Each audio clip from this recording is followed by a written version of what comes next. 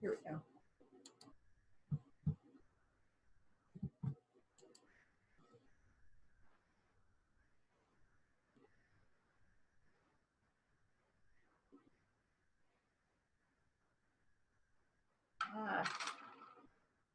Let's see. All right. Can you hear me? I can. Can you hear me? Yeah. Okay, good. All right. My second Zoom meeting with these password stuff. Oh, I guess that's good, considering what I heard was going on. I didn't see any of it, but anyway. Oh, so how are you doing? Business as usual on this end, really.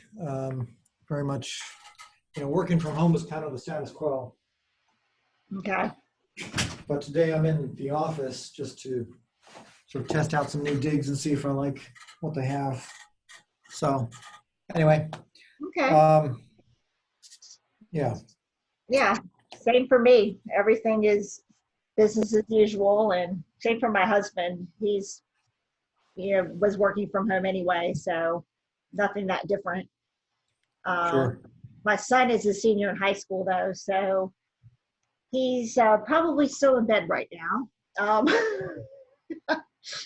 And he's he's accepted to a college, and luckily he's going to take some online classes. But what they're doing in North Carolina is saying that whatever your grade was on March 13th, if you're a senior, that's your grade, and happy graduation. So Wow. yeah. I guess I threw in the towel. Pretty much. Okay. And he might send me, his bedroom's above here, so he might send me a text saying, you're being a little loud. I'm like, well, it is 1 p.m. So, Yeah. oh, but anyway, so let me show you what your website is doing. Let's see, which is pretty much the status quo. Let's see, desktop. That'll work.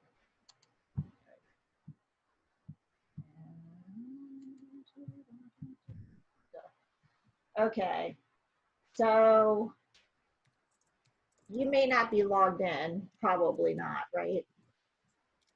What do you mean logged in? Logged in through WordPress? Yeah. Okay, no. Okay. I pulled up the web page and I've run when I do a web search, in this case, DuckDuckGo, for Strategic Threat Advisory Group, forwards, no quotes. We are first page, but it's 1, 2, 3, 4, 5, 6. It's the sixth hit. And then, let me think. All right, so we've got the WordPress page. I haven't actually tried to log in there yet. I was going to wait to before I try to do that. Okay. Yeah, so there's a couple things you can do to improve your search ranking, and one of which is creating a Google My Business directory listing, and I can send you directions on that. Unfortunately, Google, I mean, I don't know how DuckDuckGo works other than it doesn't have advertising and it's only about 2% of the search engine market. But Hmm. Google kind of rules the world, and no one can find, and it kind of, it's sort of like a catch-22, you know, where if no one's on your site and spending time on it because they couldn't find it, then no matter what the search engine is, it's not going to be high in any ranking. Okay. Right. So, um, and some of that's, and the harder it is to rank is really based on how long you've been in business and how much your social, how many times you're linking and back to your website and getting people to go on there. So it's a whole other ball game in terms of getting that to work quickly. Um, but as far as showing up based on your business name, um, it's just that those words, strategic threat advisory group, are on their own not, I guess, that unique. Although you're saying you're putting quotes around it, but I don't know. No, I didn't use quotes. Although, I mean, I could try it that way and see what happens. When I compare to Google, it's funny that the LinkedIn page comes before the website. I don't know what that is.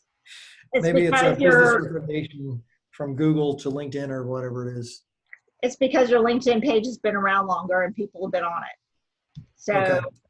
yeah, it's just a matter of um, and I can send you to some social media people if you want to. I mean, people who are like they spend all their time and money on ranking higher.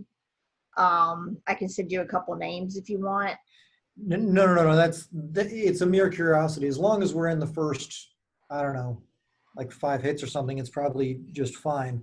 I I was merely, I was curious about why DuckDuckGo results didn't come in that high, but I guess maybe with more and more DNS hits, the more times it gets searched, the more likely it is to come in. It Yeah, might be something like that. yeah, and I don't know how different, how good their algorithm is. I'm assuming their algorithm, just like Google's, is just as good as the people who use it. So that's one reason why Google is better, because more people use it. So they're kind of reinforcing that whenever they show a search results, if people end up going to page 2, which they don't, that means that the algorithm's wrong and then they fix it. So they're constantly fixing their Hmm. algorithm in a frustrated way, but you know, um, but yeah, I can send you a couple things you can do that are low cost. Some of that's just getting on directory listings, like things like yellowpages.com. Hmm. There's something called Moz where you pay like less than $200 and they'll basically just get you listed in all the directories, and that should help too. And that's sort of a basic first step. And it's a pain, and there's probably like 15 directories that they recommend you be on, and it takes 15 minutes per directory to get on there. So for me, it's worth the time. It's worth just paying them to do it. So just yeah, because I don't. just getting into each one, typing in all the information. They make sure everything's exactly the same. So for example, like on LinkedIn, if you list your company as Strategic Threat Advisory Group Inc., not that it is, but I'm just saying, and then the other place is listed as Strategic Threat Advisory Group, then it's not a match, and then therefore it's not doing anything to help your ranking. So Interesting. yeah. So anyway, fun stuff, but it's really what is better is ranking for like the key terms that you want to be found for and the kinds of customers you want. So that's something you can work on later, but Okay. yeah, but I don't focus on that too much. I focus on getting people like organically as best as they can be set up, and then I can give advice on what's lacking. But when you're starting out, it's really about being on social media and on LinkedIn, posting articles, linking back to your website, doing that, and then just having the basic directory listings on Google and being involved in the internet by tweeting or LinkedIn post or whatever I do Facebook, but and that helps. But it's hard when you're starting out.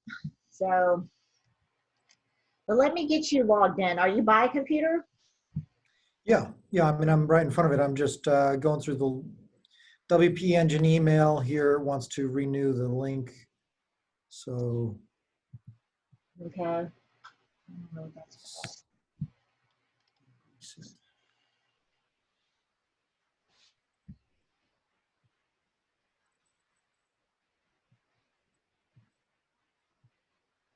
Okay.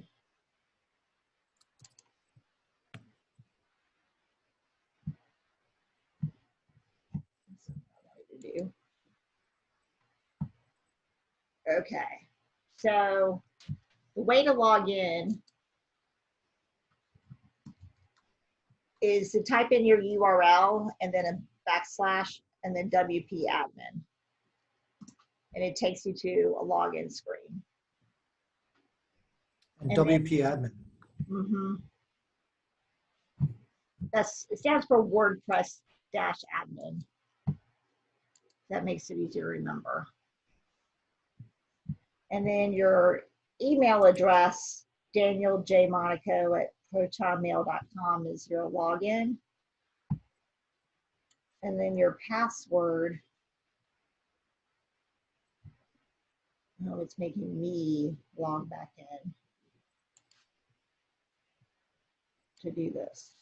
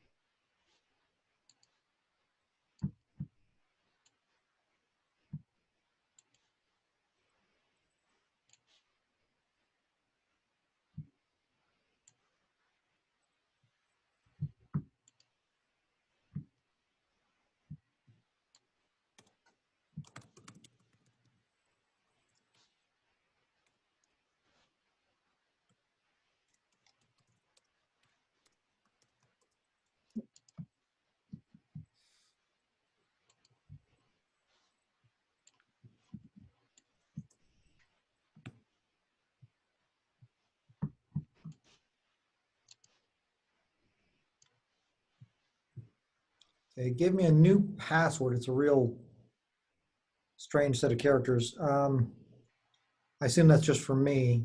Yeah. Now,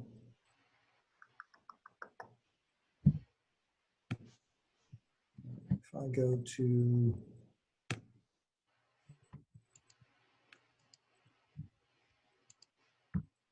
I gotta get back in.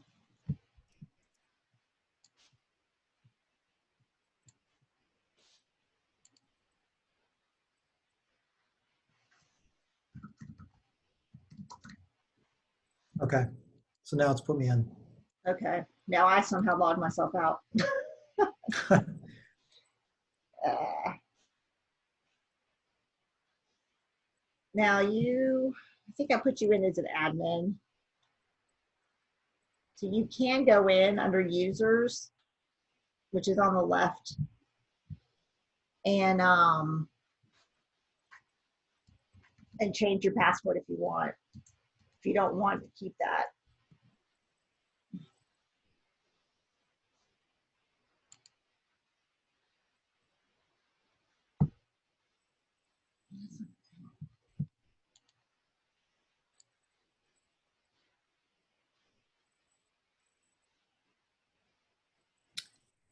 So WP Engine has, I assume, I guess, so it's got its own administrator account. Yep. And that's like if you get something screwed up, they can go in and do something. Yeah, they can. But they actually, what they do is they don't really go into your WordPress account. They make backups of it, and it's like a zip file, and they can put it back in. Let's say if someone hacked it and deleted all the users and did all this crazy stuff and changed all the pages, they could take a backup from 2 days ago or whatever before it happened and put your website back up. But they don't go Okay. into WordPress and change anything unless you specifically give them permission, and then you would have to create a user for them temporarily if something happened. I don't tend to do that. I mean, the hosting company, I've never had to do that with. Usually it's the theme, like you're using a particular WordPress theme, and if there's a bug that they admit to, then sometimes they'll go in and fix it. But I always do a backup before I upgrade. It's sort of like if there was a bug in Microsoft Word, they could change it, they could fix it, but it's not, the computer isn't it, which is sort of the equivalent of WP Engine. It's just holding it. Does that make sense? I think so, yeah. Basically. Here we go. Now I'm logged in. All right. So you're in. Oh yeah, all users. There you are. You can go in that, and well, that's why we're at Web Luminary.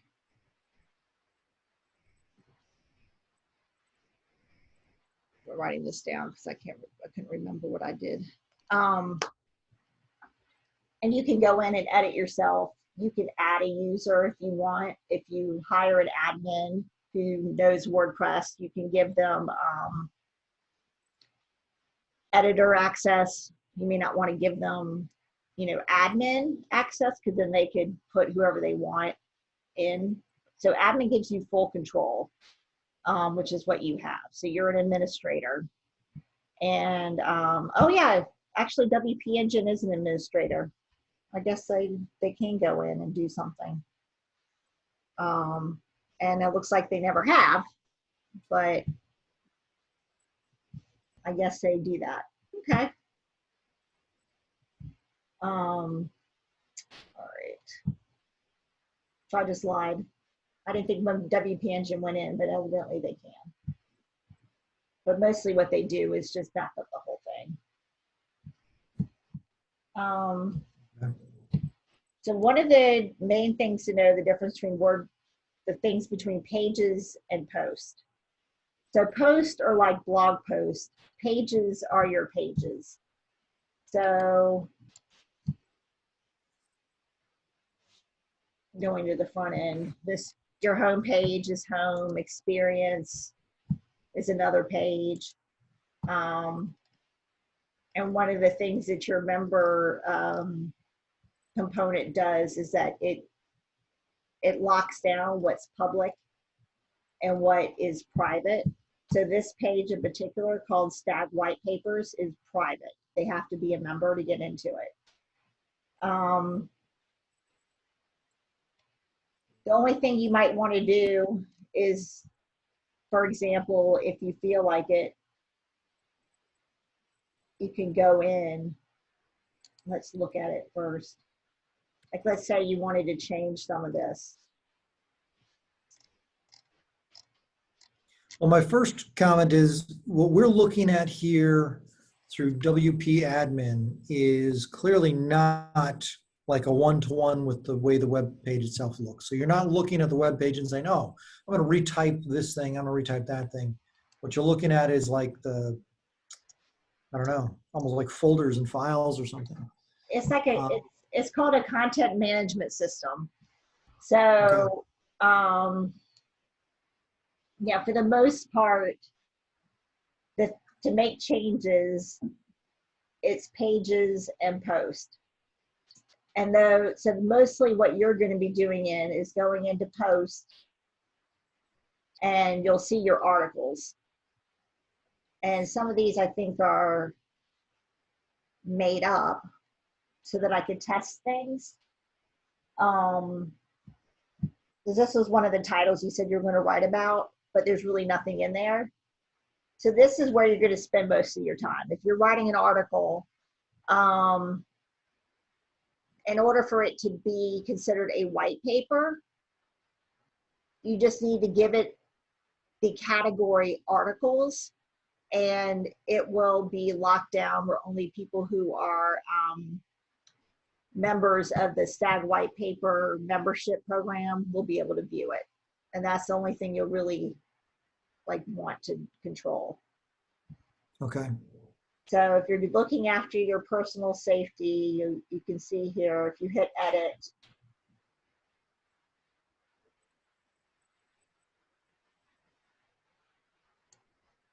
Okay. see I put a bunch of, you know, Latin language in there.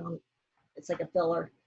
You can go Right. in, and then where you set it is I either have something checked as an article or a case study. You can add a new category if you want, but just know that that's not going to be protected. The only way to protect, the way that it's like a taxonomy, it's saying if equals articles, then protect. Anything else is public information. So that's the only thing you really need to be conscious of. When So you're, while it says articles, it's just in the WP engine. When it says case studies, it's on the web page. yeah. So if it's articles, it's still inside here because this is checked as an article, and Right. it's just that you can't see it unless you're a member. Let me show you.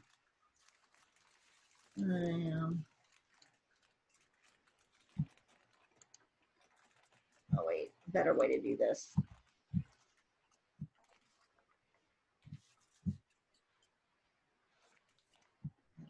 Changes.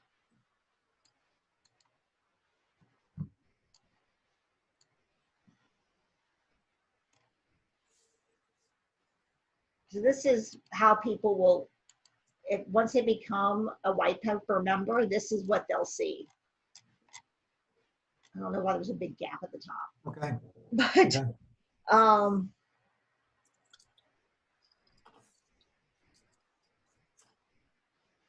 and right now I have everything kind of in here, but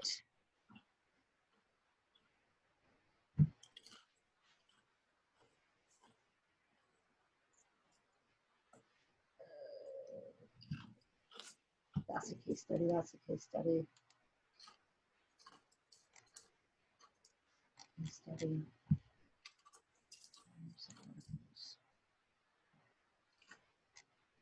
Oh, I know, because I'm not logged in as a member.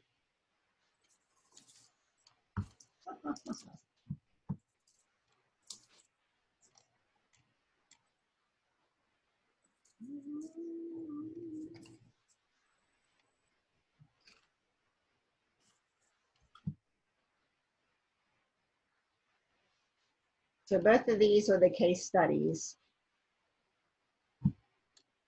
Right. Right. Right.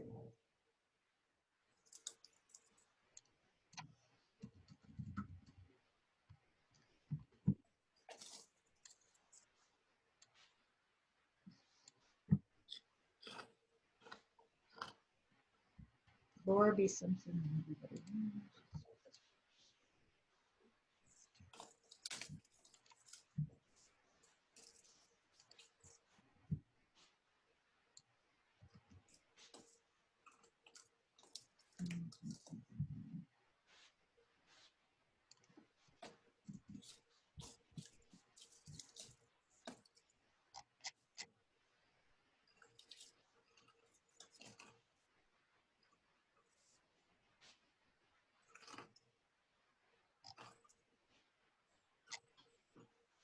wonder if I locked this down because there wasn't anything going on.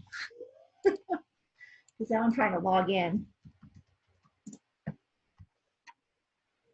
Yeah, because you're looking at the regular web page as opposed to, oh, I Right. see, account login at the bottom.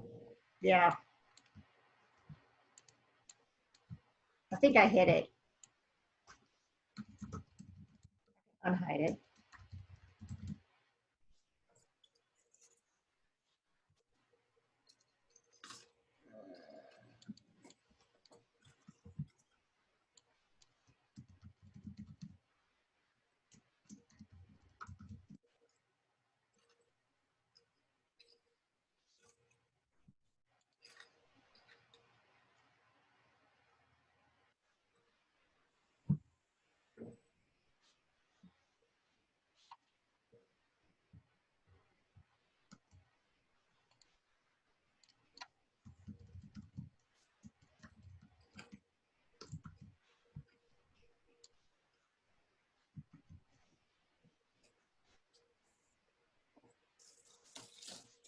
Okay. Let me get back in the right way.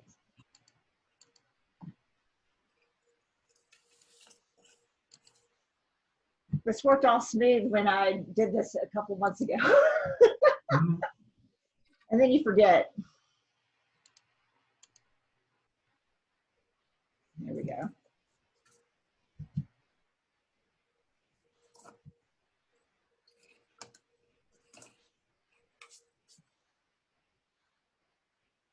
So as I'm thinking about the login process, is it generally easier just to go to the web page and then log in down at the bottom? But if something gets messed up in the web page, it might be better to just go to WP admin. Right. Yeah, definitely. Okay. But no, I think what happened was I locked this out because there wasn't really anything to join at the time. I took out the menu because it just didn't make sense to be there.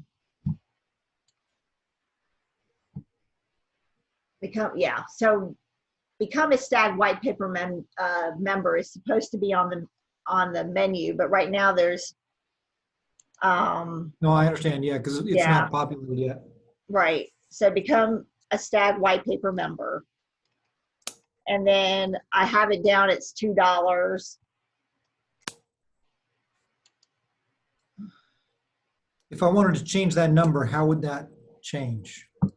Yeah, so everything's controlled by Wordpress, Okay. and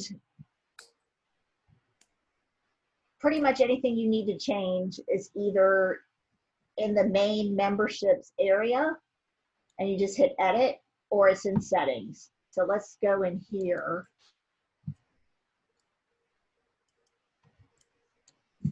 Yeah, so the price is $2, but to change it on the page, just tell me when you're ready and I'll change the amount, because you don't want to, I mean, I could show you how to do it, but Well, let's just make it 25 right now, and we won't do a first month free. It'll be, you're in or you're out. okay.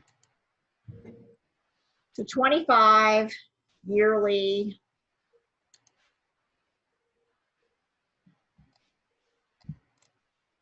And then the settings is where it shows. So this is a well-known plugin, and you can Google Wordpress and kind of watch a tutorial on how it's set up.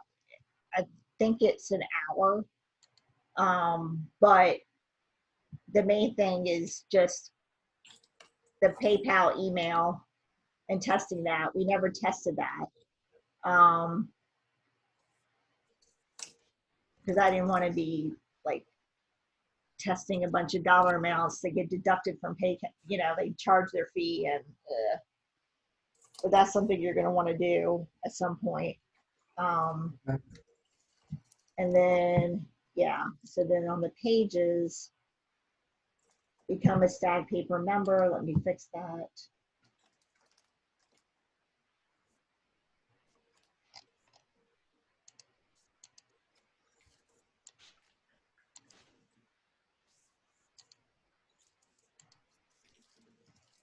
There it is.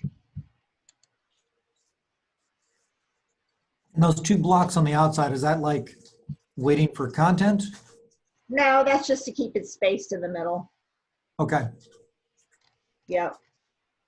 And once the papers are posted, they'll show where we saw it before in the regular web page, I guess. Yep. As long as you flag them as articles. Let's see. Or case studies. Yeah.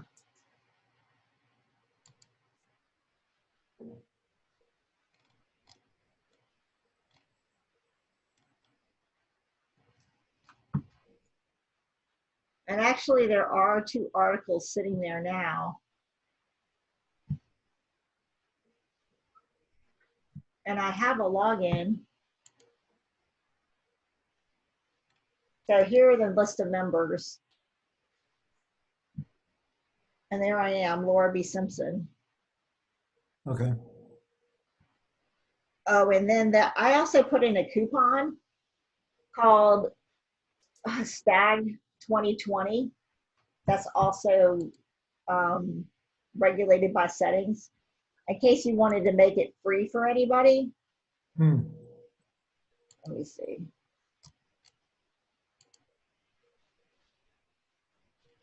I'm going to find where the coupon is. I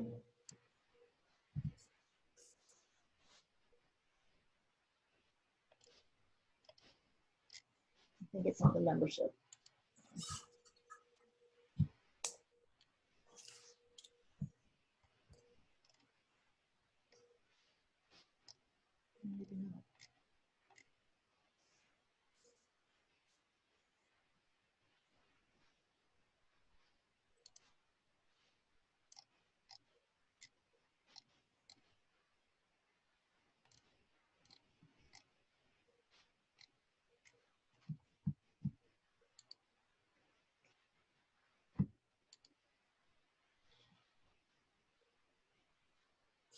Yeah, you coupons. Here we go. It says coupons.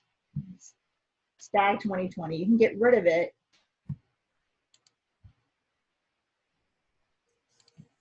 But Coupon's actually an it's good for interesting idea. testing. Well, I think it was good for testing so that way you can just put in the coupon code so that you don't actually pay while you're testing it and moving it through. So that's why I did it. But yeah, you can, it's not a bad idea also if you get a customer that pays you a lot of money and say, here you go, here's this freebie, you know, Right. yeah, well, I want to see, I'm going to try to log in. Problem is I'm logged in as the admin. I'll bet you I could do it in incognito mode. Let's see.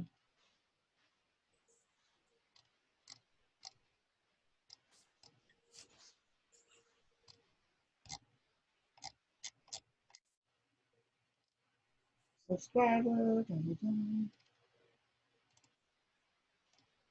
What I'm looking for is my password. You should, oh yeah, here we go. So you should be able to change someone's password by going into the users.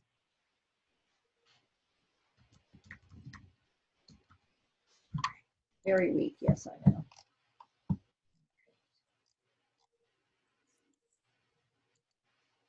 I can let you do that.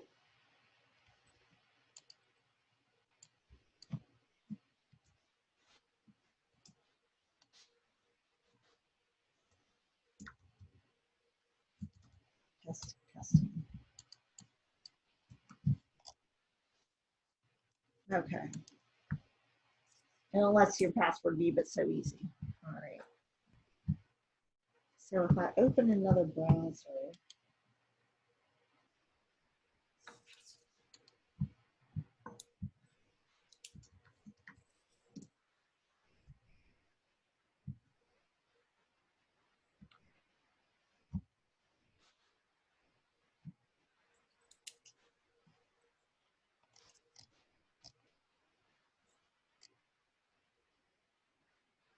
Hmm.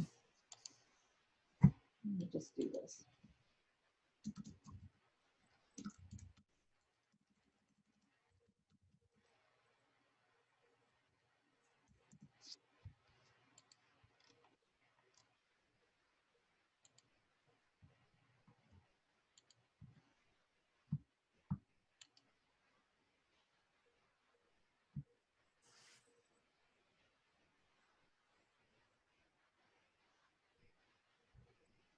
Great. I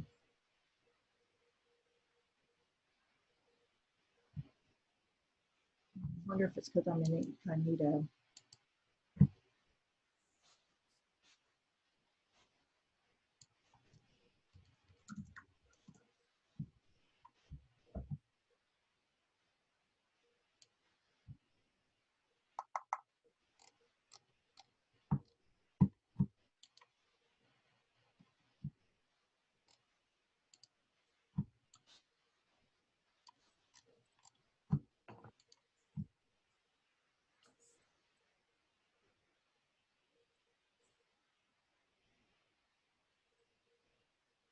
Hmm.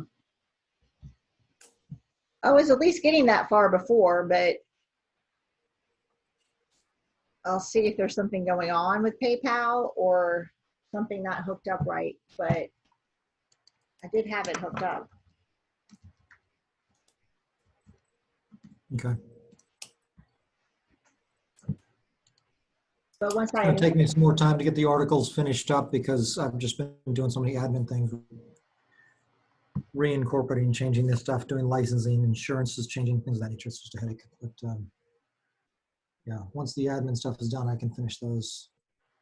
How easy is it to upload the article itself? Once I've got the article finished and I want to post it, where do I go? So do you On want post? it to be,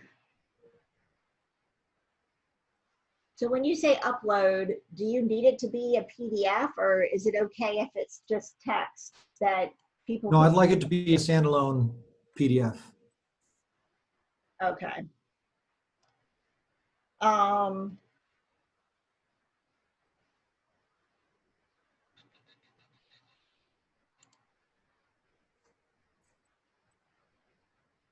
there is a way to do that. So the way I have it is that you just copy and paste the text in, but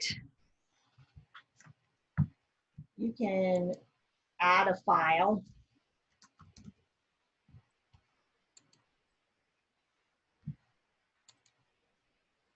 Okay, so I can do like a teaser in the text Yep, that then, yeah, we have the upload file there. Okay. right. And then you just upload it and then save and And the just, file is specifically related to this title block or something? right. So this is the title and this is more of a description. And then this is the title that shows up. So, Right. and you can, oh, I just hit something on my desk. Sorry about that. You can preview it.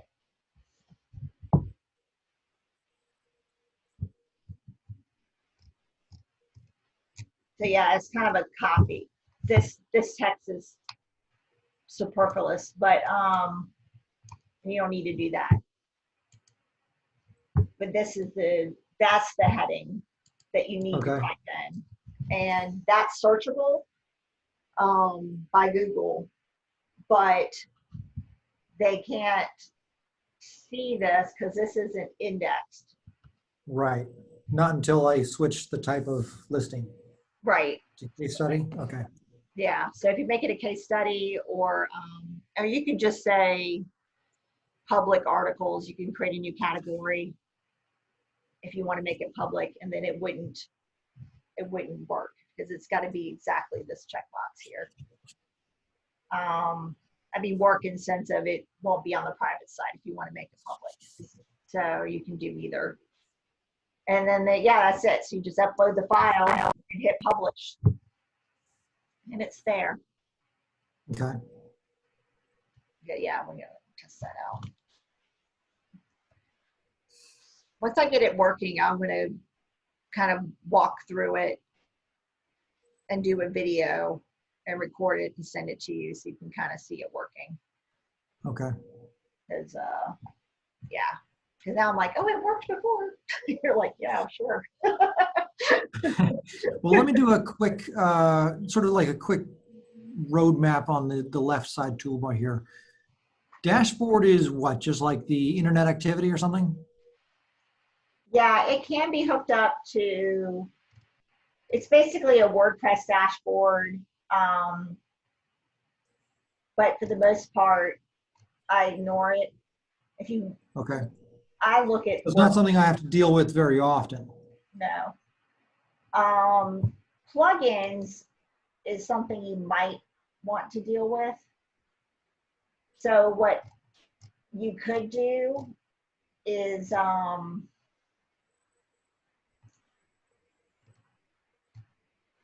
upload, basically this is where you update the plugins and it'll tell you, do you want to save the WP engine last version that was backed up before you do this? And you can say yes, and then you can go through and update all these. Or I can do it. That's, So these are things that want to be updated? yeah. And it's like worse than, yeah. So yes, open my WP engine dashboard.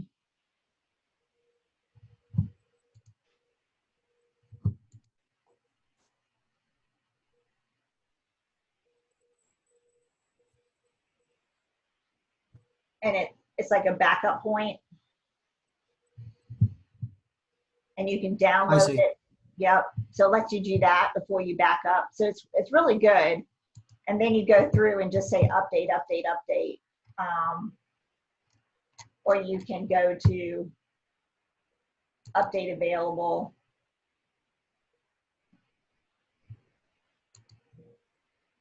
And update and apply, and it'll do one at a time. It takes 15 minutes.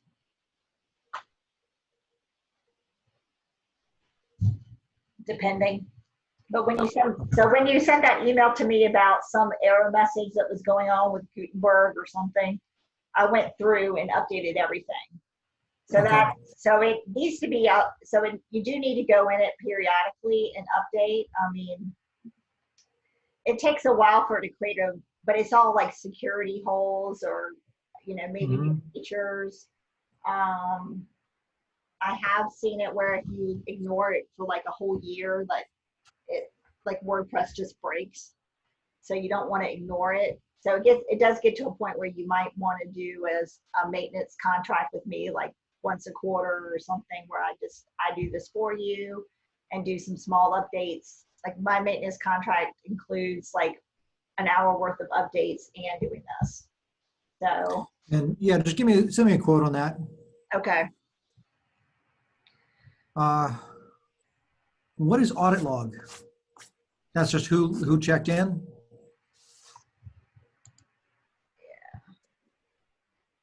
Okay, yeah, that's simple enough. Posts, you said, is, again, how does that differ from pages? These are where you're going to be. So these are all blog posts. Like what you're doing is considered blogging. Okay. The pages all correspond to the pages that it's more of the menu at the top. So case study. Okay. Yeah. So this is the menu, but then these are. Is this where I would add or change some of this language if I have to, update bios or something, who we are? So like you'll see that the name of the pages corresponds with the page that is on there. And when you see the word Elementor next to it, that means that's the writer, that's the builder that created that page, and it's a better editor than what WordPress gives you. So like on if it says Elementor, say edit with Elementor. And yeah, wherever there's a little pencil mark, right over here, and you can change the text. Over the left side, okay. Yep, over here. And you can copy and paste pretty well from like a Microsoft Word document. Sometimes it'll put some extra, like it'll look like Yeah. stuff like that. You might want to, if you see that kind of stuff, may want to delete it. But I pretty much copy and paste because I don't like to type because I tend to have typos. But yeah, pages is the pages. So these Mhm. and the blog posts are the individual articles, and that's under post.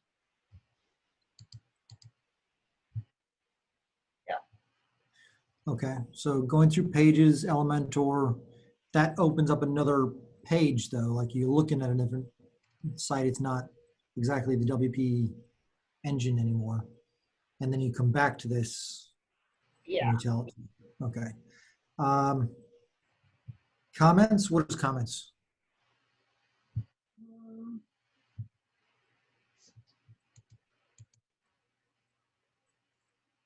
That is if you have it set in your blog post where people can comment on it Oh, okay, right all right, here.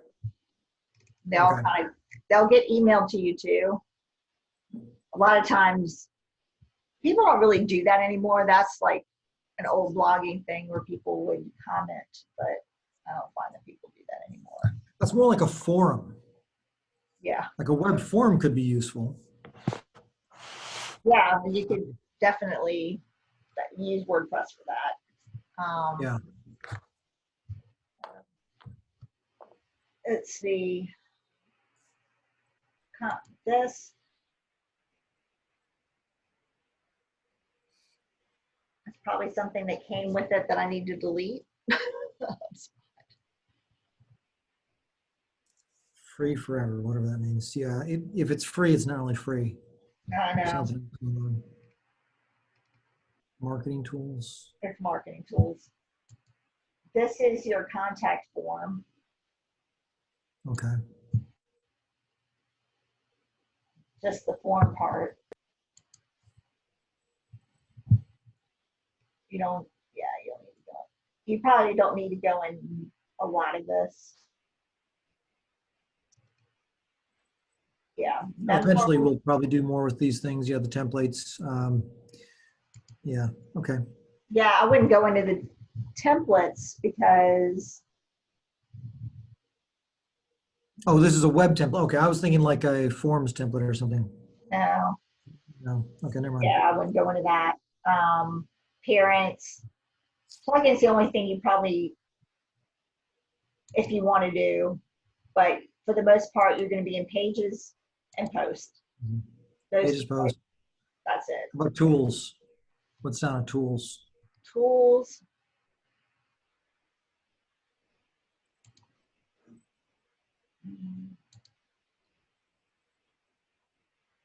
Things that you can add to your website that we don't have.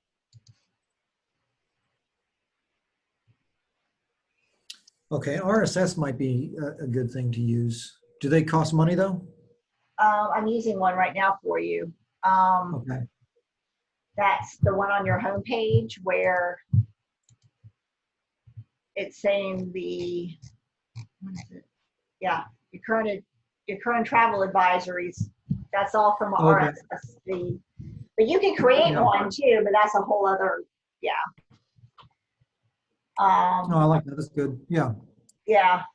So I added that because we talked about it briefly, and you're like, I don't know which one to pick, and I was like, oh, I like this. No, that's good. Yeah. Don't go anywhere is basically what it's saying. Well. Oh, so sad. We were supposed to go to Germany in June. No, May. My mother is so mad. So the tour company, it was like this religious German tour company. I don't know if you've ever heard of the Passion Play, but Oh yeah, yeah, Oberammergau. Yeah. yeah. So we booked that trip, and it's supposed to have been in 2020, and Yep. it's all paid in full. And It's instead of been pushed off for 2 years. it's off 2 years. Yep. Yeah. So we're not getting our money back. And, it's just they've got our money for 2 years. And my mother is Yeah. like, I can be dead by then. And I'm like, well, then I'll get your money. Yeah.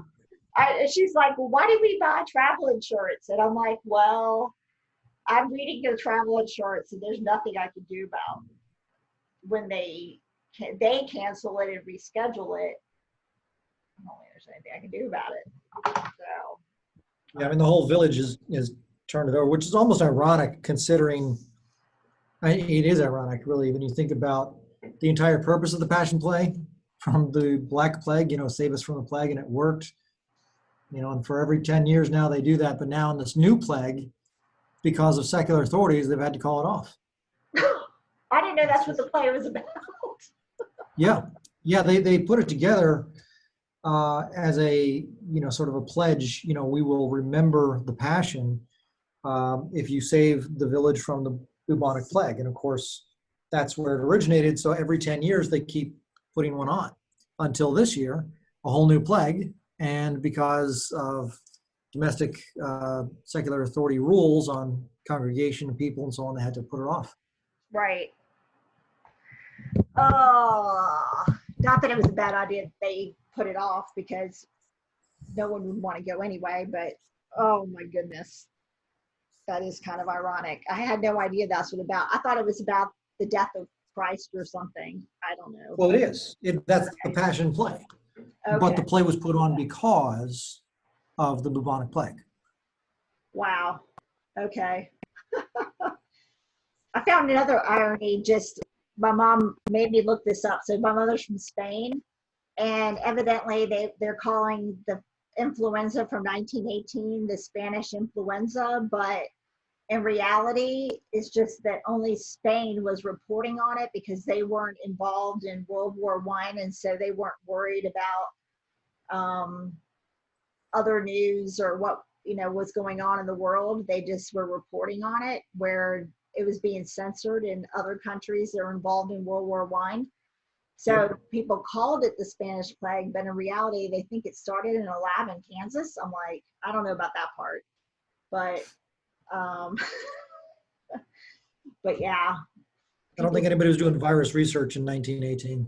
No, I guess they have to dig up bodies. I don't know how they would know if there's evidence of that stays in the body for long enough for people to go back and look. But oh boy. All right.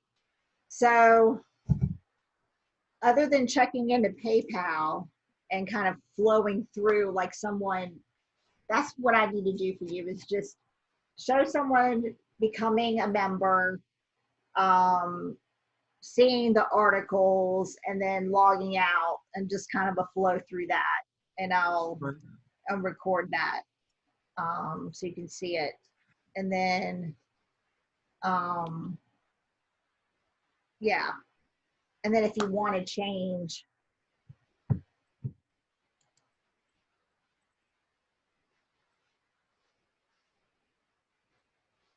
if you ever want to add, I mean, I didn't know what to say here, security talk in a wild world. Yeah, I'll take care of that. That's okay. We'll deal with that. Yeah, so that's under subscribe white paper member. And that would probably be another Elementor page. Do you want me to hide it?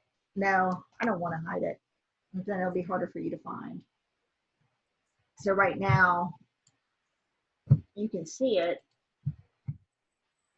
here. Do you want me to leave it like that?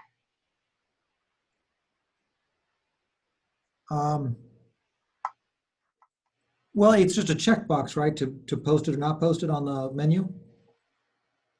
It's a, not exactly, I'll show you. I mean, it takes 2 seconds, but you go under appearance, menus. Okay.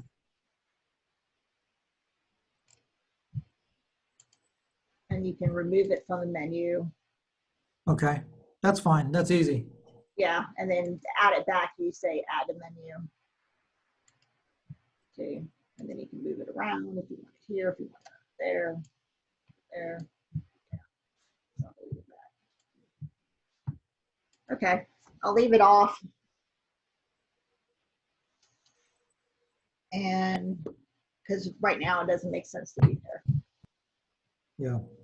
Okay. And I'll look and see if there's like an easy, well, I'll send you the member like explanation, like how Wordpress works. It's only 10 minutes. So it Okay. gives you like a little run through. Um, once I figure out why PayPal isn't working.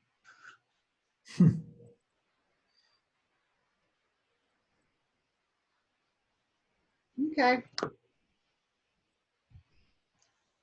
You think of anything All right. else? I will probably have new ideas for things, what the page might do in the future, where I'd like to take things to go. So what I will do is I'll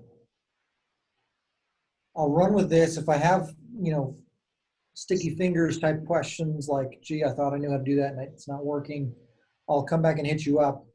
But if there's something more expansive in the future that's not already been discussed, that I want to like try something, add a whole new thing, that I assume falls under like new work. Is that correct? Yeah. Yeah. Okay. And if you want to give me a quote for like the one-off occasions where I might need you to, make me a thing, or I don't know. I don't know how to call it. But, just like a by the hour price, is going to be this every time I do a little quick maintenance or, nifty new invention, or, something like that on top of the, what you said, your quarterly maintenance work, just so I can put that in front of, the accounting, the partners. We know we're looking at. If there's something more involved that we don't want to do with the website, we'll just, we know what we're paying for, we'll send it over to you. Right. Yeah. So if you sign a contract where it's like quarterly, I give a discount on my per hour rate. My per hour rate is $100 an hour. But if you sign a contract, it's for quarterly, it's 89 a quarter, and you get 4 hours worth of work with that. So, Okay, all right. yeah, but I'll write that up formally so you'll know, so you can show it to them. Great. Okay. So just remind me, do we have any more of these videos or VTC meetings, or is this the last one? This is the last one. I mean, I'm going to do another one for you. This, I guess, yeah, between you and me, this is the last one, but I did some other ones. I need to go back and watch them, and I'll send them to you in email. And I'll look And those into are the tutorials? Yeah, I did some Okay, tutorials. okay. Um, That's good for me to show the partners so they can, do their instant training on the website. right. So I'll send you the tutorials, and I'll do a run through video on becoming a member, and I'll send you a quote, and I'll make sure I get PayPal to work. Okay. Okay. Just last questions on those left side menu here. We've got settings, SEO, CPT UI, atomic blocks, those things that they almost sound a little dangerous, but yeah, SEO is a search engine optimization. Um,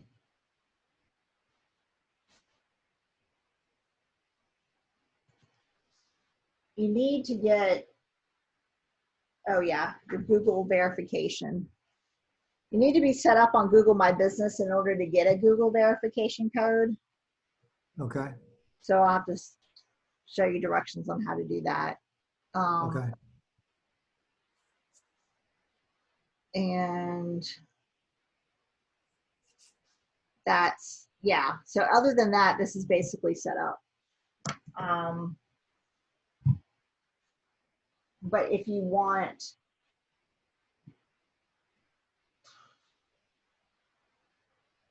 like if you're really worried about the search engine optimization, I'm using the free tool. You can get premium. It's like $250.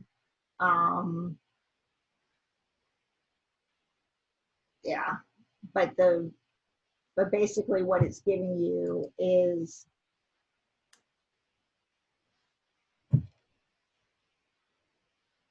I'll show you.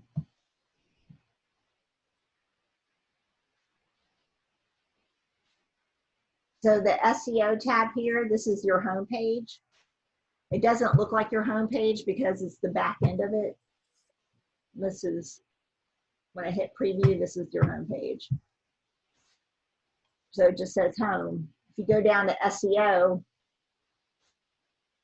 you'll see this is the key phrase I'm going for. And this is what pops up into Google. So everything's kind of, so the SEO tool is for search engines. Okay. And it gives you a grade on like how many times you have an internal link and all this kind of stuff. It's really hard to get, so it tells you what you're doing well and what you're not doing well. And I've heard don't go after it. It would just drive you crazy. Right. But right. I try to improve it and fix problems, but that's about it.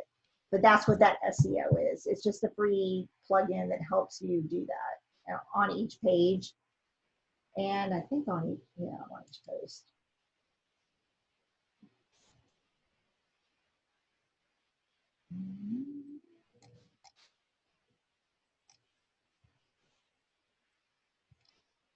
Of course, there's no real, this isn't a real post. And so there's a default here for every blog post of what it says. Right.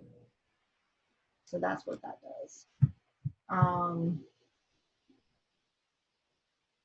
Yeah, settings, nothing you need to go into.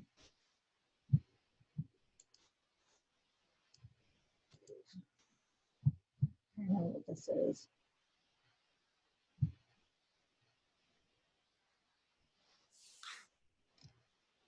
Oh, okay.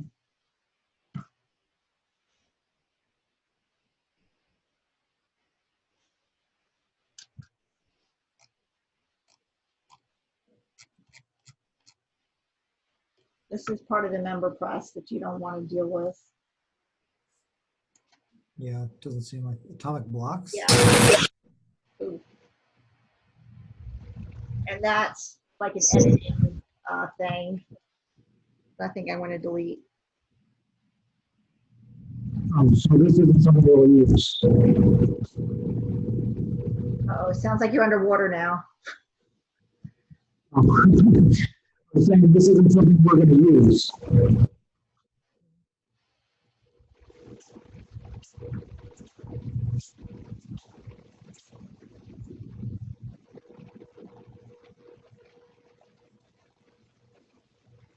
This is just a freebie.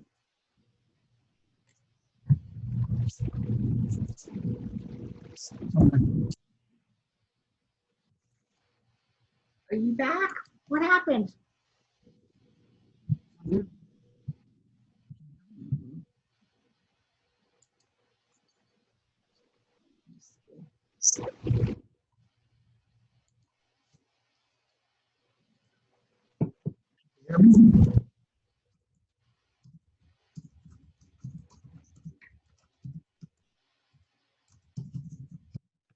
Can you hear me? Now I can. I was just getting ready to start a chat. Yeah, I guess I had to reset the mic or something. All right. Oh, okay. Yeah. Okay. But yeah, a lot of that stuff is comes with WordPress, but isn't anything. I mean, normally I wouldn't give someone admin access, but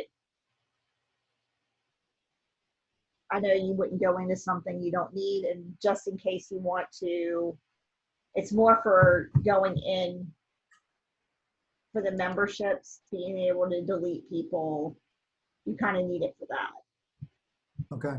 Because only an admin can delete someone or change their password here in members.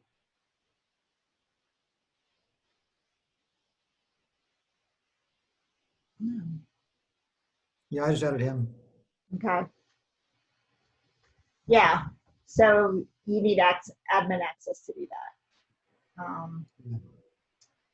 But yeah, other than that,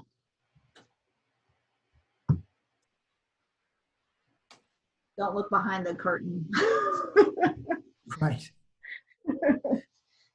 Stick Okay, to well, the, that's it for now. yeah.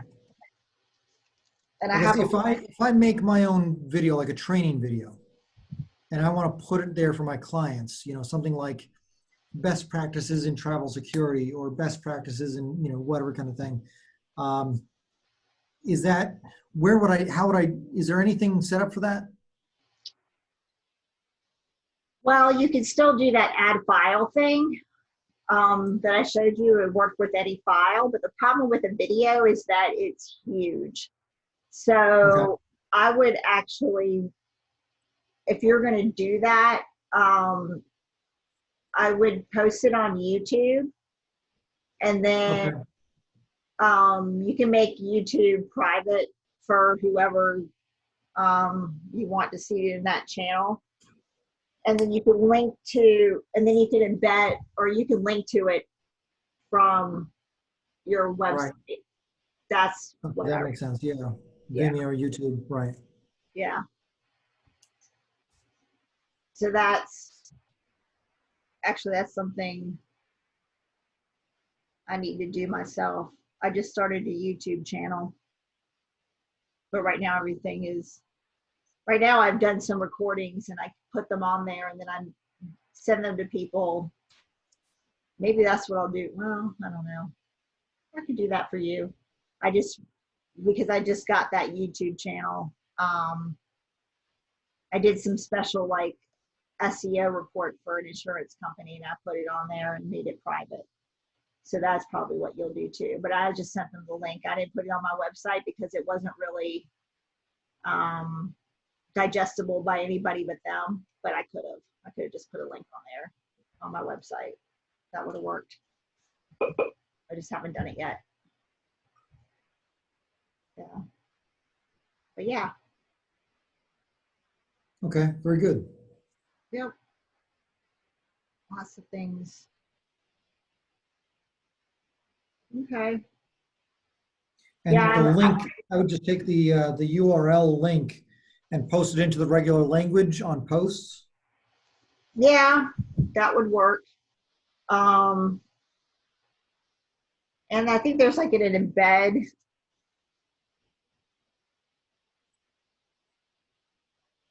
I'll look for that particular WordPress element, but there's something called embed where it really still is a link, but they'll just see the beginning screen.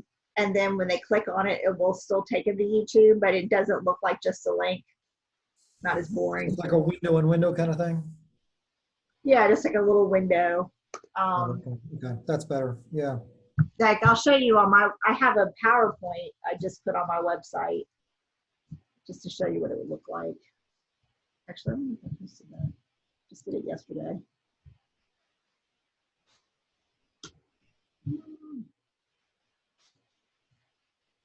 Hmm. Ah, here we go.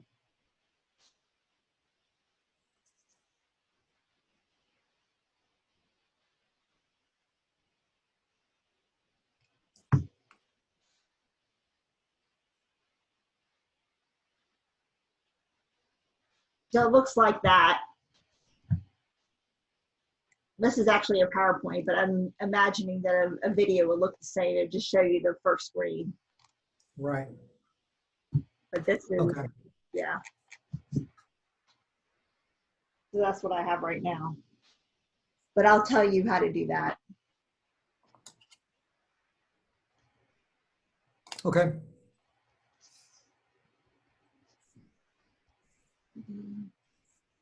I'll probably in my video, I'll add it to my own website so you can see what it, Right. yeah, because I need to do that. I have a couple videos I need to post, so I'll do that. It's all this, it's all the same. It's like I do, just like you know, you're probably working more with your clients than on your own website. Same thing with me. So I've got a list of things I need to do. But yeah, okay. But yeah, I'm sure you'll have questions, and just shoot me an email or a text if you forget how to do something, and I'll shoot you the right, you know, link to the right video or whatever to make it a little bit faster. Because it is one of those things that once, like I'm explaining this to you now, but if it's 3 weeks later that you go in and do something, you're going to be like, I want to do that again. Exactly. So, Yeah, plus it's good again for anybody else that needs to get their fingers on the website. So right. that'll be good. Yeah. Okay. Yeah. And for anybody else, you'll need to add them Right. as a user.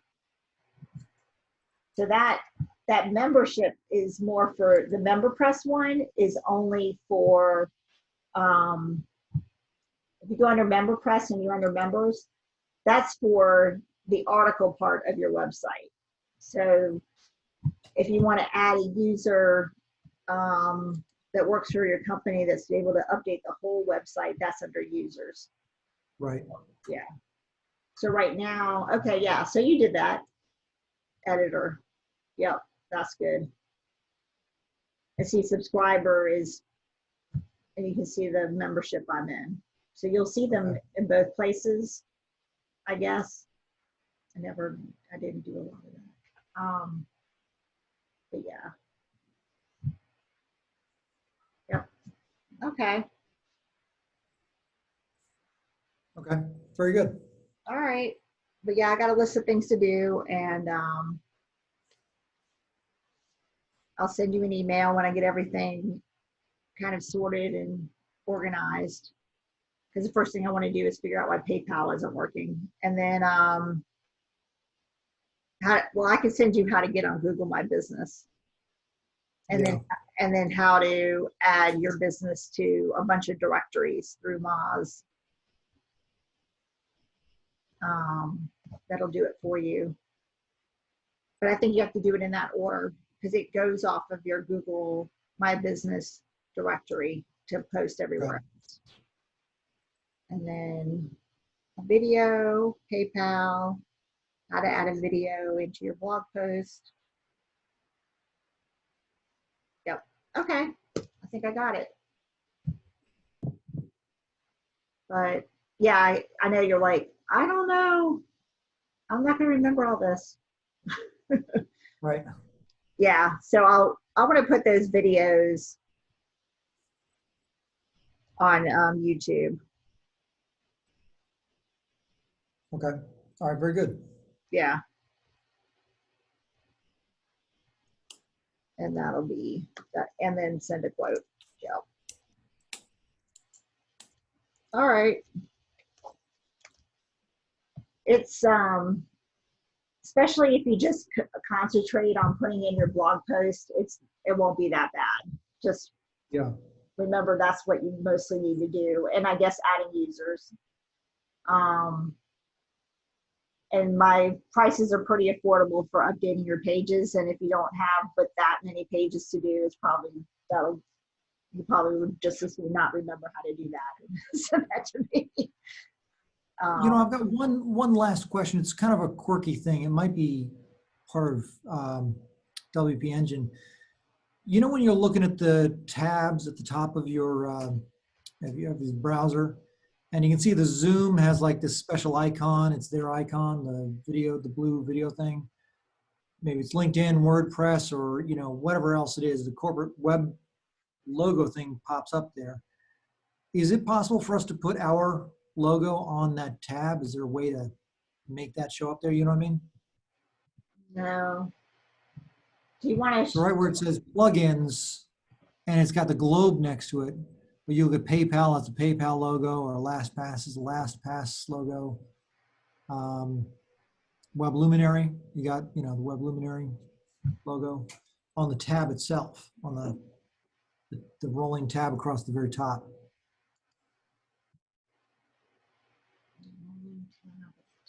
Oh, you mean like right here? No, Right. farther up. Go farther up.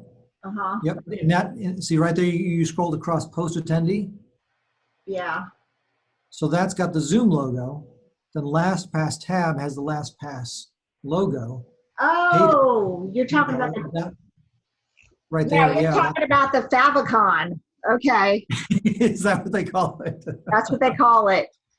Okay. Yeah, I can change that. I can Yeah, if we make, can use just the stag, the blue stag button is fine. yeah. Let me see what happens. I usually do that. I wonder if it was too big. I might have to do something with your graphic because I think it'll take 100 by 100 pixel. We can probably, yeah, we can save a new one, a smaller one. Yeah.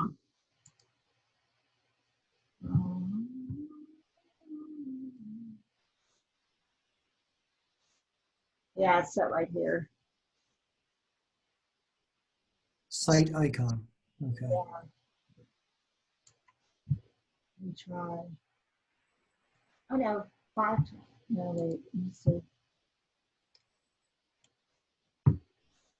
Oops.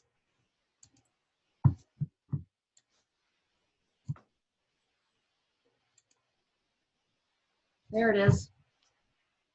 Oh, bonus. Okay, good. Yeah, Nice. there we go. Yeah, there it is. Yep. Okay. Excellent. Yep.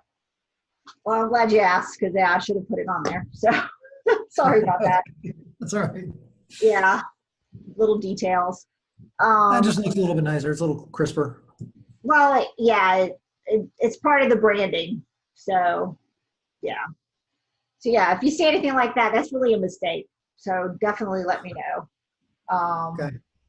And if it's not a mistake, I'm pretty honest about it.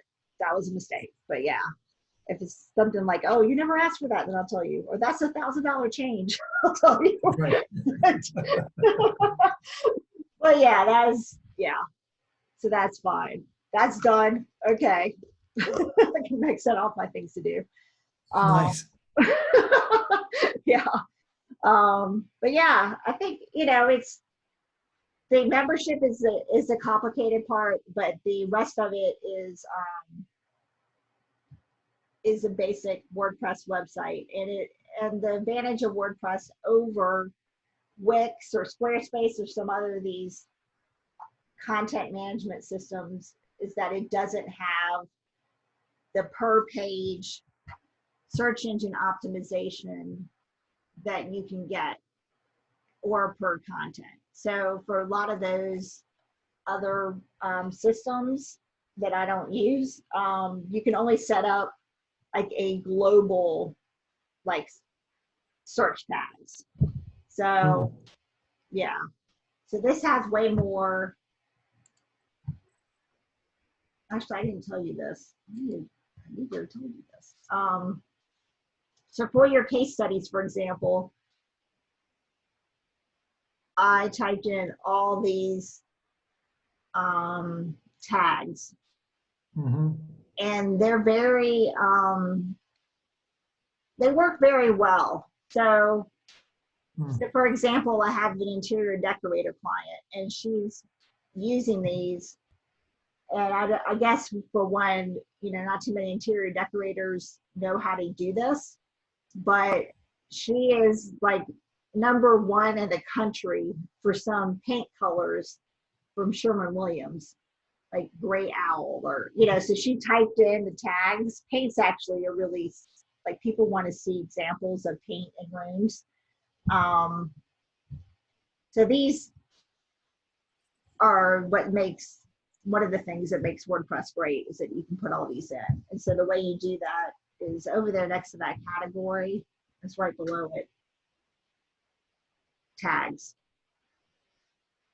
And I believe. So underneath the posts themselves, okay, off to the right, yeah. So I added these based on the ones that you came up with. and you're allowed 20, but nobody sees them. So, No, but the engines ping off of them in order to tell you if you want this thing. right.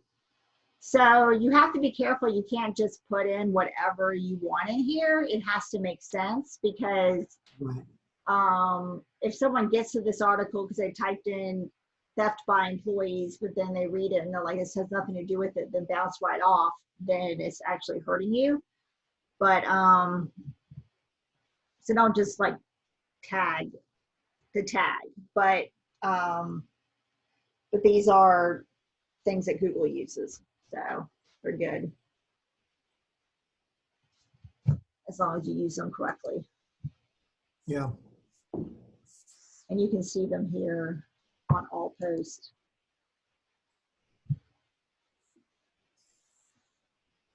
And what's even better is, so that's the one thing when you're talking about, well, I guess it doesn't matter. So the one thing about your protected part of your website, you're not, if you really don't want other people to read what you wrote, that's fine. But if it's something that you think is digestible by a lot of people, it's actually better for your, it's better for you to not post the PDF, because that's not searchable by Google, and putting it in the STAG white papers area, like that's saying it's not searchable. So you have to kind of balance it with, is it worth it to protect this article and I'm never going to get any credit for it in the internet? I understand. Yeah, the short ones I can make free, and the long ones I can make, per purchase or something. Yeah, but just the long ones have more words in them and give you more juice, Google juice. But Yeah. so you have to kind of think, okay, obviously if it's classified or whatever you do, you probably wouldn't post it at all. But yeah, so that's kind of the thing. Like, is it worth the money to promote this, or is it a member benefit that will get me more clients, or is it better to make something public? That's kind of like a business decision. Right. So, but that's, so being behind this is basically, it's not searchable, and it's not helping you in the international world as far as getting credit for it. So, but I mean, you kind of knew that, but I just wanted to, reiterate that. Sure. So, yeah. Because it's sort of like the opposite of what WordPress is normally made for. I mean, like having a membership site is something that they allow, but you always have to think, okay, well, are people going to pay for that? And am I giving a lot of value?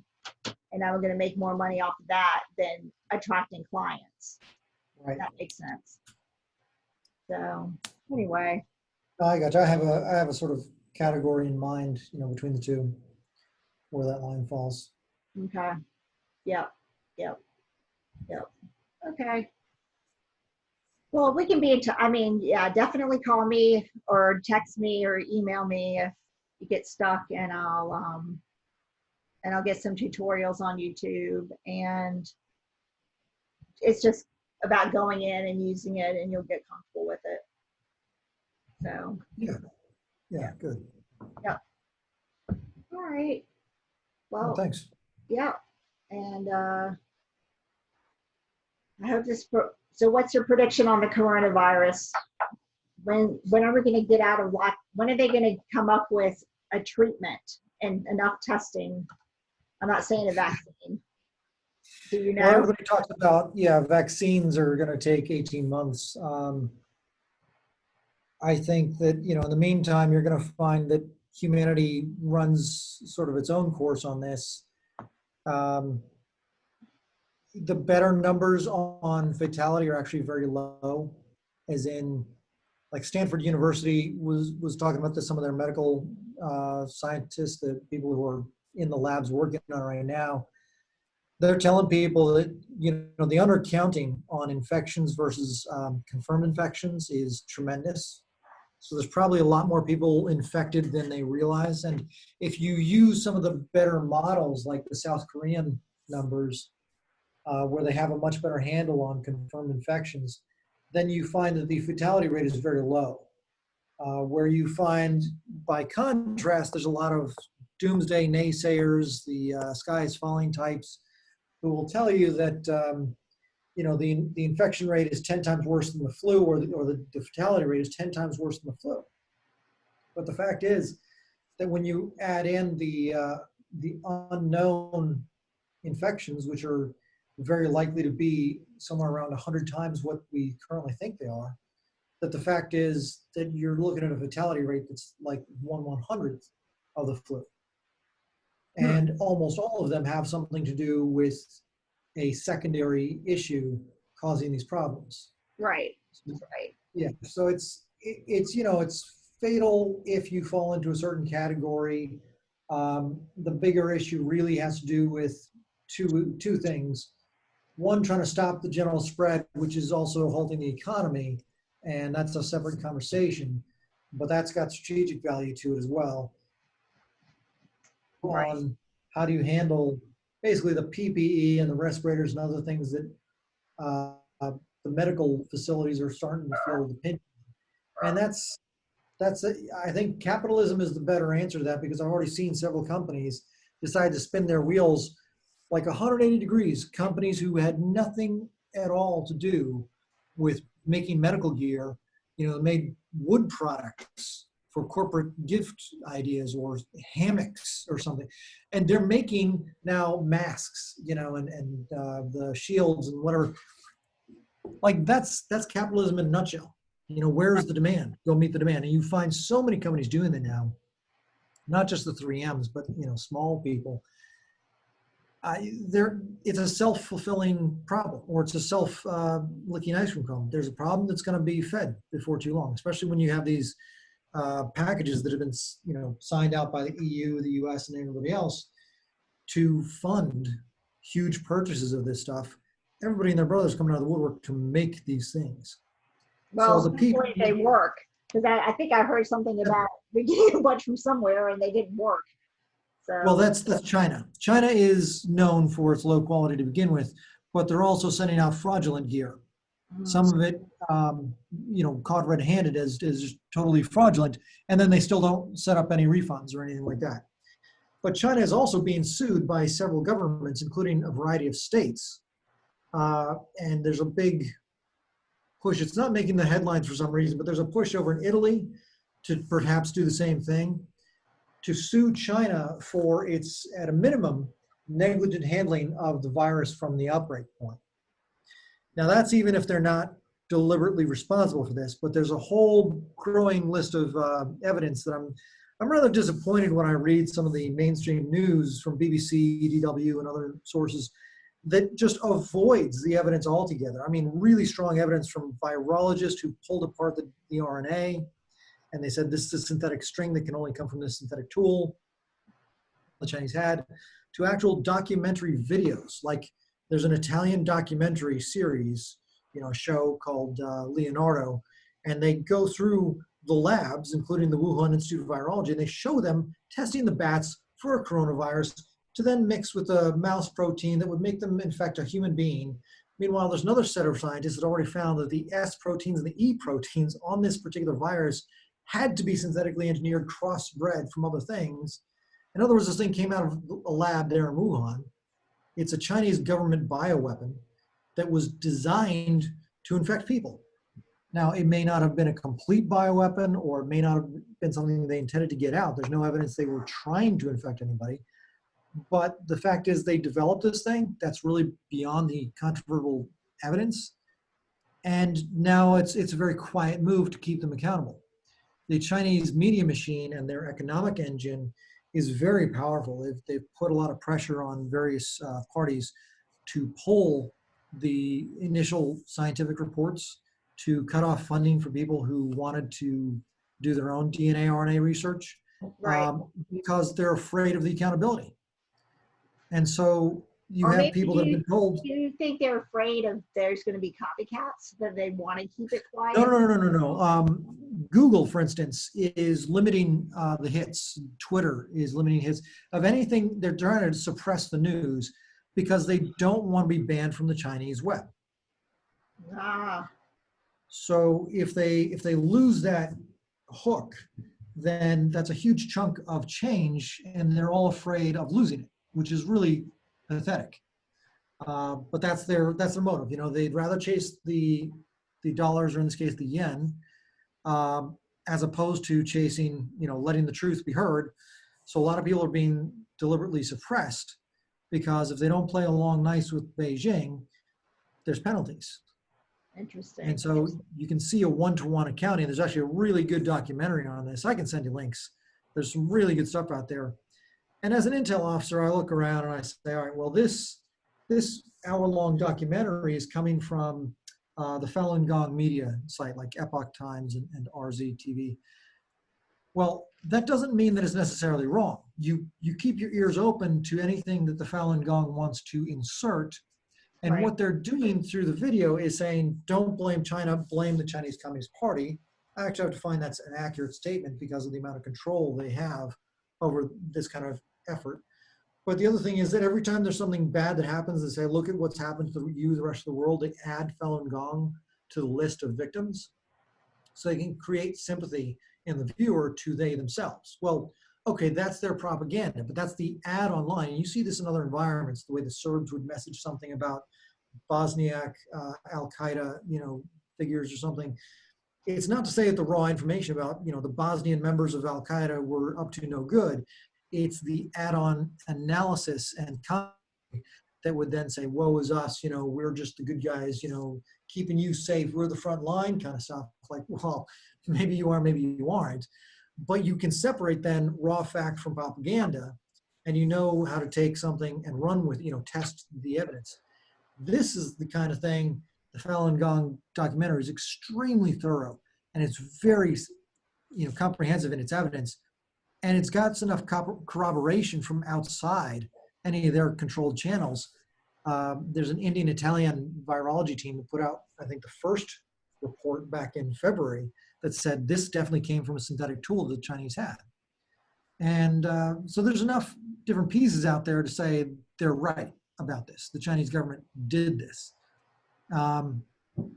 So it's really just a matter of time before there's greater public awareness and eventually the entire cascade falls and there's no more denying this. It'll become a matter of public record. But whether or not China is fully held accountable is a different issue. You can see how many years after 9/11, they're still suing Saudi Arabia. And so it'll be that kind of a thing where there's news lawsuits that were just filed in the last 4 months against Saudi Arabia. Well, 10, 20 years down the line, people may still be suing China on a variety of fronts. But I think the real pain is going to come in for China with this Belt and Road Initiative, which is their worldwide plan to become everybody's export goods maker. So they want everybody to import made in China swag, anything small to large, right?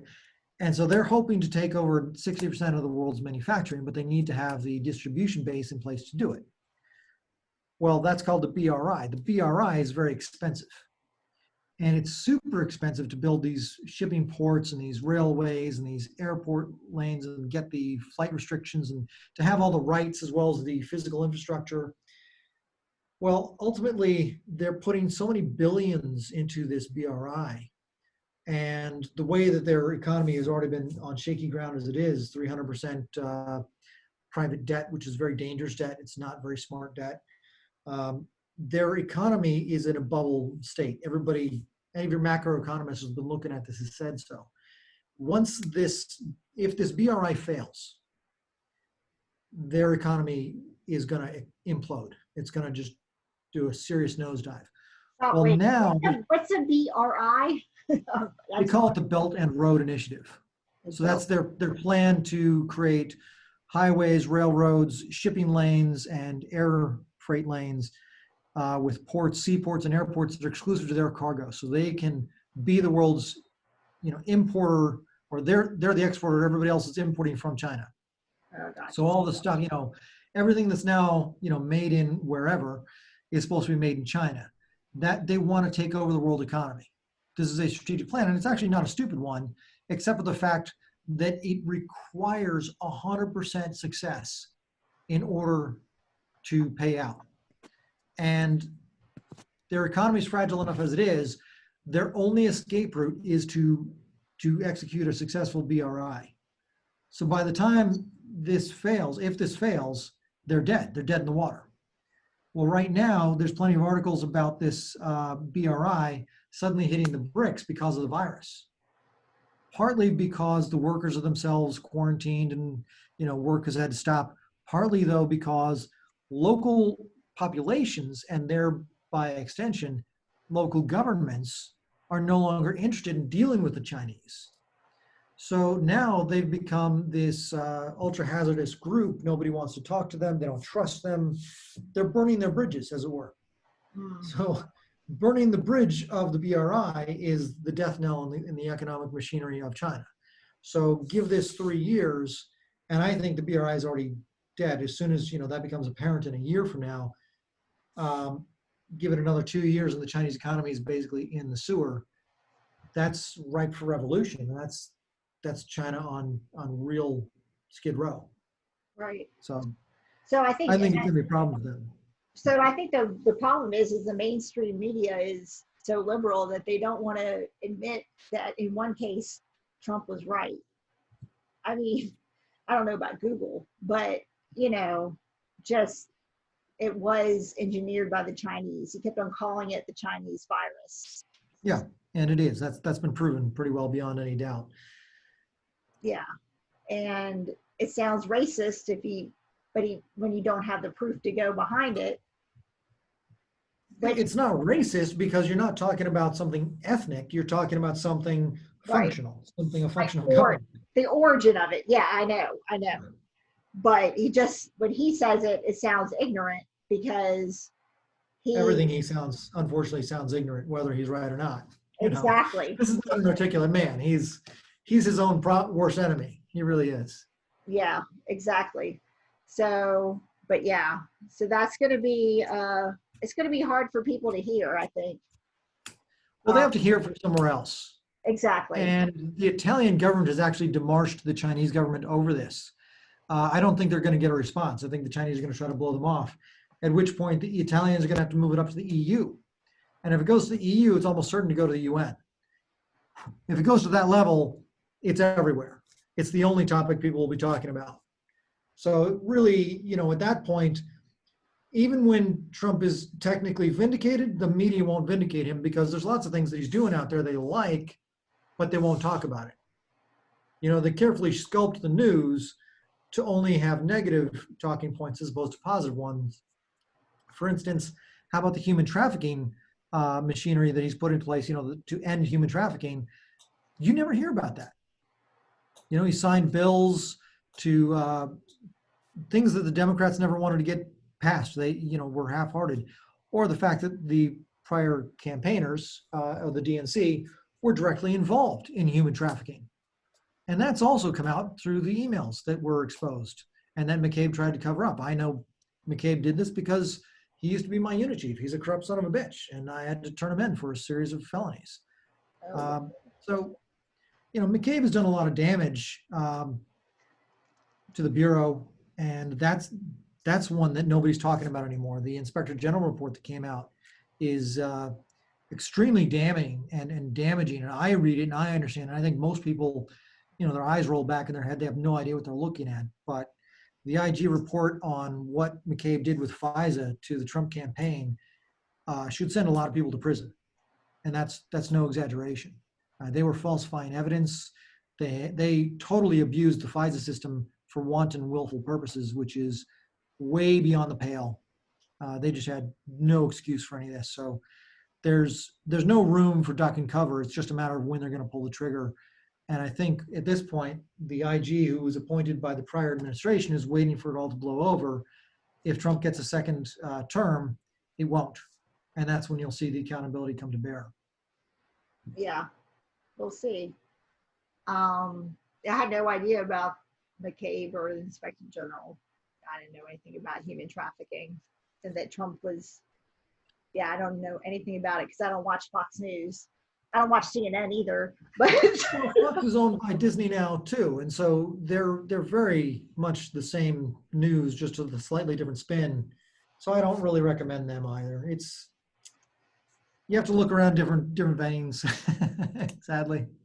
yeah, I mean, you don't know where to look. But yeah, as far as the Italians go, um, I know that if they talk to Spain, they will help them. And because my cousin is a doctor in Spain, and he was the first one to say, no, I really think there's a lot about the fact that the Chinese created this. So Yeah, right now the Italian and Chinese governments are not super friendly because you have a right-leaning Italian government and a very left-leaning Spanish government. So there, you'd have to have that conversation at a lower level, from people who are on the front lines and kind of work it up their chains independently, not let their bosses know that, this is a unified kind of thing. And then surprise, back in Brussels, they're both talking about the same point, right, right. Hmm. Interesting. So I've heard all this news that it was not engineered by the Chinese, that it's just another strain of the coronavirus that's already been out there. So Yeah. that Yeah, just that's actually been completely disproven through the virology. They pulled apart the virus. For instance, there's a protein that only comes from the HIV virus. And it had to be inserted. These viruses don't just crossbreed the way that, animals might. So you have a coronavirus with an HIV protein that had to be injected into it. This doesn't just happen normally, not to mention the cover story of in a seafood market. The seafood market does not sell bats. People don't buy. I mean, the whole origin story of this is total garbage. It's such a joke. I mean, clearly the Chinese think this story works on people who don't know anything about China.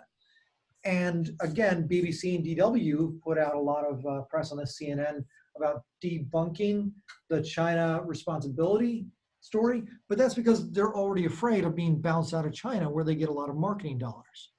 And the DW is actually wholly funded by the German government. So I don't know what their issue is, except that they're already pretty left-leaning to begin with. right. But yeah, it's sad to read because I read through their article and I'm looking at sophistry in a word, where they're avoiding the real hard science and they're allowing, like, Dr. Shi Zhenli, who's the principal scientist who engineered this thing, to dismiss the notion that, no, we didn't do it. We're helping people. Like, you take Dr. Kevorkian's words that, I didn't kill anybody, I'm just helping people. Like, oh, well, therefore he's his own, PR agent, ergo that's the story. Right. Why do you allow the mad scientist to tell people, I'm not a mad scientist? The mad scientist declares his innocence, ergo he's innocent, right?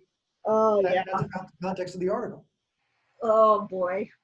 I know. And there's only been so much that factcheck.org has the ability to write. Well, those are really staffed. If you look at the people who write those things, and then you look at their biographies and where else they are, they're heavily plugged into the DNC and other leftist NGOs and institutions.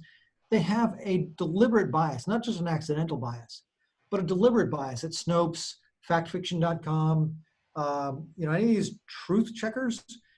They're now spin doctoring everything in their own direction. So the people who don't know any better will still go to them and say, oh, was it true? Okay. So they've started adopting the term fake news because it was so successful, but now they want to co-opt it and use it the opposite direction. Right. So yeah, there's a lot of trying to, message to mouthpiece all this. They found themselves on their heels having to relearn their own game. This is very much a psyops war, psychological operations war. And they're they're playing catch up, but they're trying to, get back out on the front end of the curve, because for the longest time, the leftists controlled the media so well that they were shocked to find that it could backfire on them. well, that war continues. Oh, yeah. I mean, I saw a bumper sticker like even before Trump was elected that said, "Don't believe the media." So, Yeah, yeah. uh, but then it's like, you've got you got all kinds of crazy talk on both sides, so you just don't know. Oh, yeah, So yeah. yeah, you just have to kind of gut check it and go, well, I don't believe anybody, and or Well, there's that's no the way to know. safe zone for the enemy as well, though, is to say, oh, we're going to shut you down altogether. If you're not on their team, the next thing they want to do is have you cloister up and turtle up and not listen to anybody or anything. Because if they can at least create confusion, that's part of an element of sophistry in the secular humanist agenda is relativism. So it's not just moral relativism, but absolute relativism, which is all about the point of view and my opinion, and so many things matter. This is a very deliberate program built into the secular humanist, in particular postmodern vein of secular humanism, for the media, for the outlet media. They're trying to get people into decision-making paralysis so they can be spoon-fed what they want you to think. And it's generally very effective if people don't know that that's what's coming at them. Right. But preventing people from thinking clearly has a lot to do with conflating one concept with another, inflating something small, deflating something large. These are all the principles I go through in talking about sophistry versus analysis, and it's rampant. It's so much in the media nowadays is sophistry, but Yeah, sometimes people call it fake. you don't see good investigative reporting anymore. Like they don't fact check or list their sources, and CNN actually fired all their investigative reporters. This was years ago.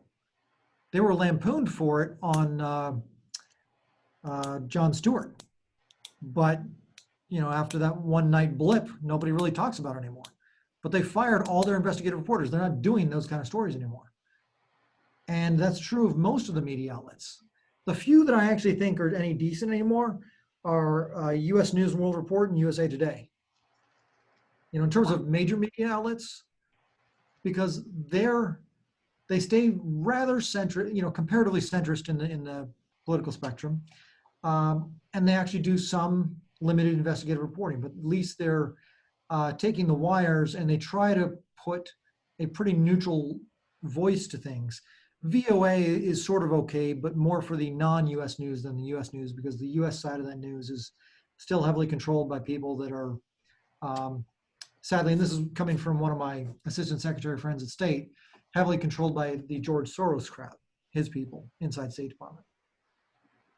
So, which is a true conspiracy. George Soros, we actually mapped him out when I was working at the White House, is the principal financier behind the Legalize It campaigns for all the drugs.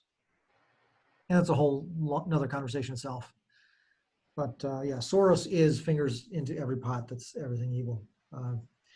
The BBC and DW again will give him a pasty little whitewash saying, why is he the boogeyman on the right?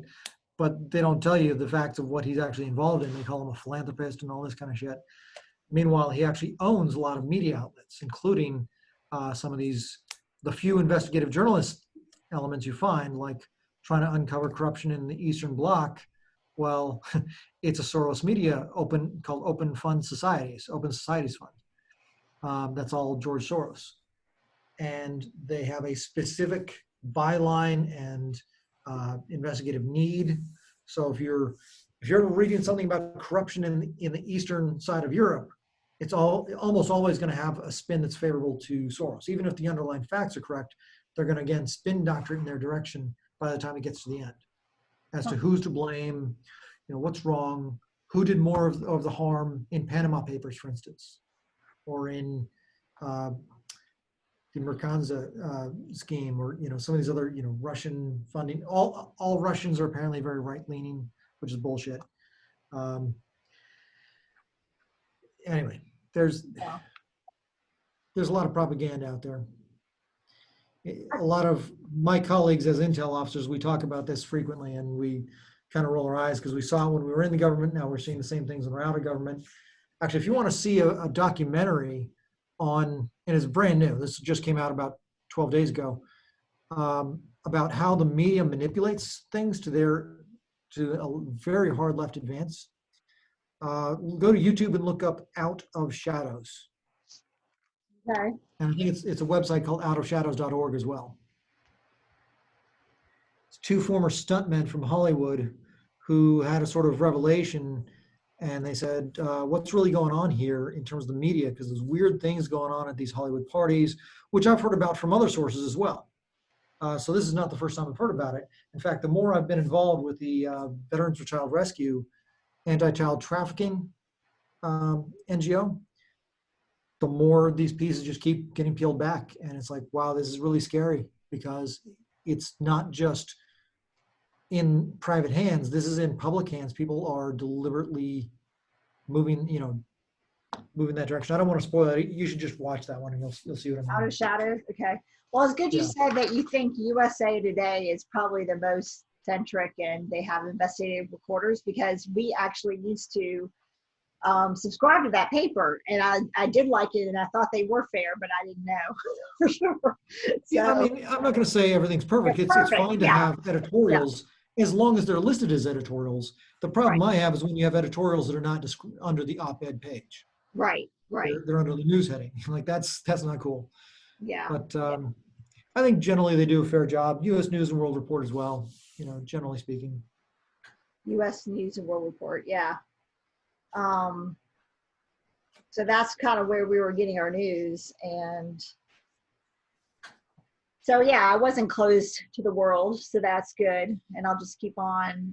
I think we now just subscribe to the online version, but we were getting the actual paper. And yeah, it just seemed less spinny, just. Well, that's just it. If it doesn't try to drag you in a particular direction, if there's no emotional content, if there's no follow-up commentary that says, and this was the problem, kind of like that so what portion, a good news article should just have the what portion. This happened. It should not have the, and therefore you should think this or care about that. Right. That should be removed from it. So that's the first indicator that somebody's trying to spin doctor a story. Yeah. Yep. All right. Well, I'm going to go take a walk outside and shake it off. But oh my goodness. But yeah, I was just wondering what you thought about the coronavirus in particular. But it's interesting that you send me that article too. You said there was an Italian investigative report on that, I guess. Yeah, there's a few. Okay. Yeah, send me that.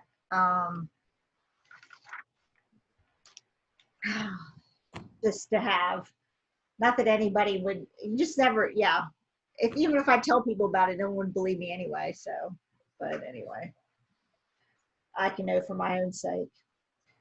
But, well, you can download the PDF on the original report involving the strains that were snipped and clipped back into this virus. The report was taken offline and just sort of quietly shuttered. It was not disproven or disavowed, but that's the way that the media likes to talk about it now, which is just flatly false. I mean, there are occasions where the media overtly lies, but they keep saying that about this original report. I'll send it to you, the links. Yeah. Okay. All right. Well, I'll let you go. Yeah. And I'll be in touch. All the stuff I need to do. Okay. All right. Sure. Take care. Bye. Bye.